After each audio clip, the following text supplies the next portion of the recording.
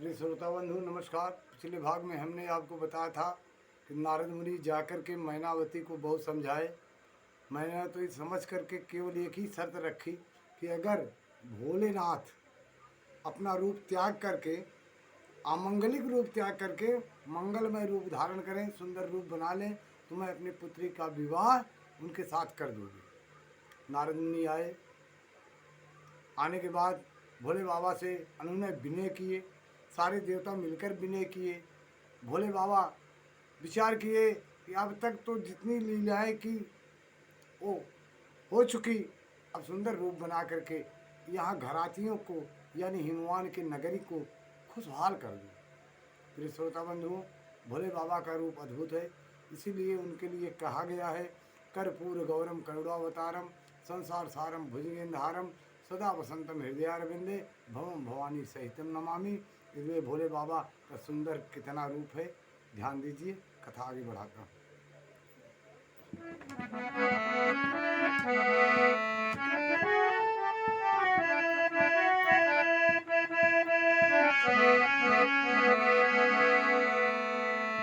तो सब कहेला कि भोला अनाड़ी हमें इतना सुंदर न कोई जहनुमा में, इतना सुंदर न कोई जहनुमा में। उनका कितना सुंदर रूप है, देखिए। संग मर मर सातन चाँद साये बदन देख कर काम रूपावा लजाए नयन। संग मर मर सतन चाँद साये बदन देख कर काम रूपावा लजाए नयन।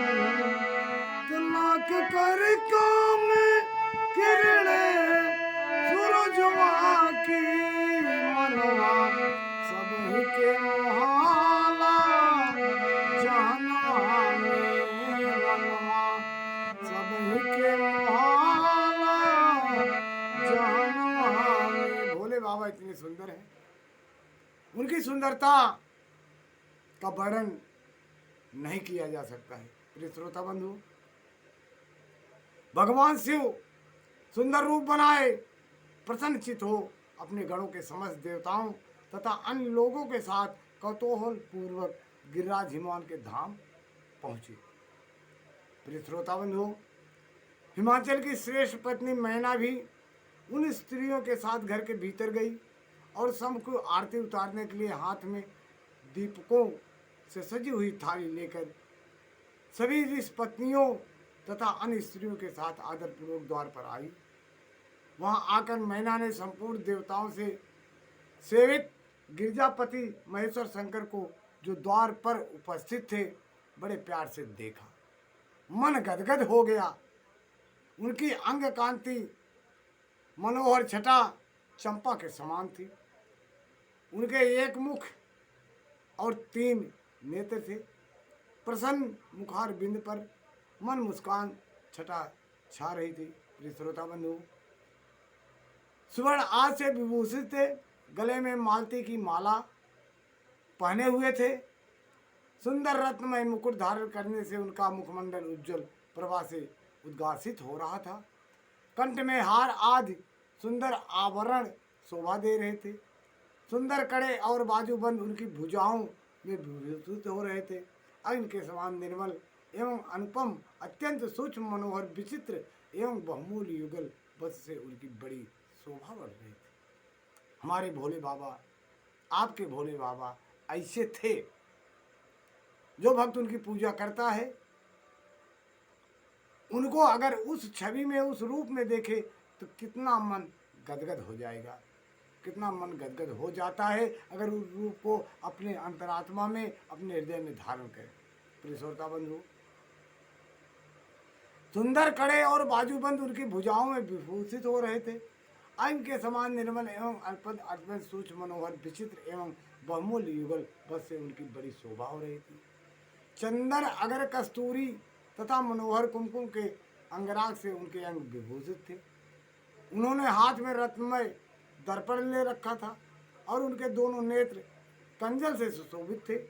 उन्होंने अपने प्रभा से सबको आच्छादित कर दिया था तथा वे अत्यंत मनोहर जान पड़ते थे। प्रिय श्रोता बंधु, भोलेनाथ इतने सुंदर थे, अत्यंत तरुण, परम सुंदर और आभरण भूषित अंगों से सुशोभित थे। कामनियों को अत्यंत कमनीय प्रतीत होते थे। उनमें व्यग्रता का अभाव था। उनका मुखारबिंद कोट चंद्रमाओं से अधिक आह्लाददायक था और उनके श्री अंगों में कोट कोट कामदेव से भी अधिक मनोहारिणी थी। प्रिय श्रोता बंधु, वे अपने सभी अंगों में परम सुंदर थे। ऐसे सुंदर रूप वाले उत्कृष्ट देवता भगवान शिव को जमाता के रूप में अपने सामने खड़ा देख मैना सारी शोक चिंता दूर हो गई।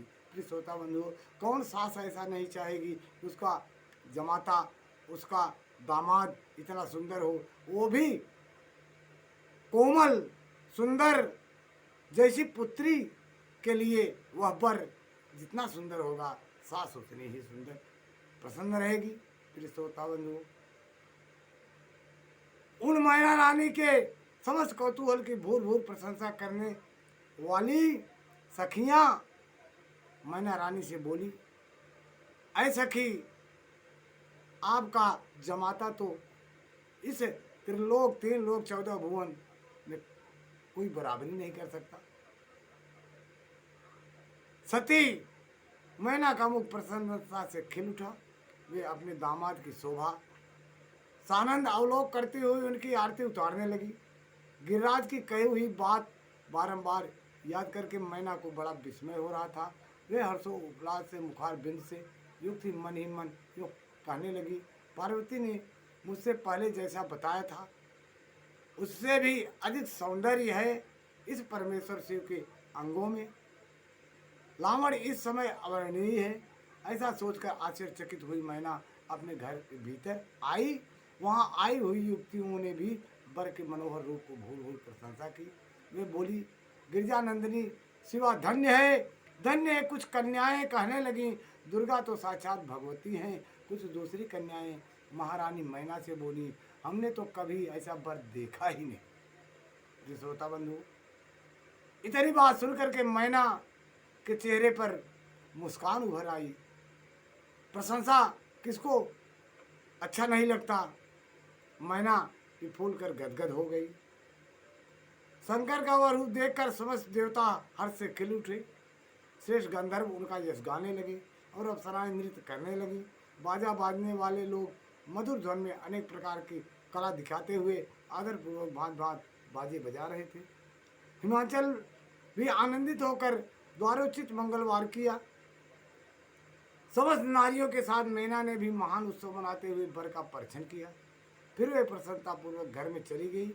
इसके बाद भगवान शिव अपने गणों और देवताओं के साथ अपने को दिए गए स्थान यानी जनवासे में चले गए। प्रिय श्रोता बंधुओं, शिव भोले गणों के साथ जनवासे में गए, सारे देवता भी जनवास में गए। अब जनवास से फिर कैसे किस प्रकार वापस आते हैं यह आपको मैं अगली कड़ी में बताऊंगा। तब तक के लिए आप विश्राम कीजिए और अगली कड़ी देखने के लिए इंतजार कीजिए। धन्यवाद। जय शिव गुरु।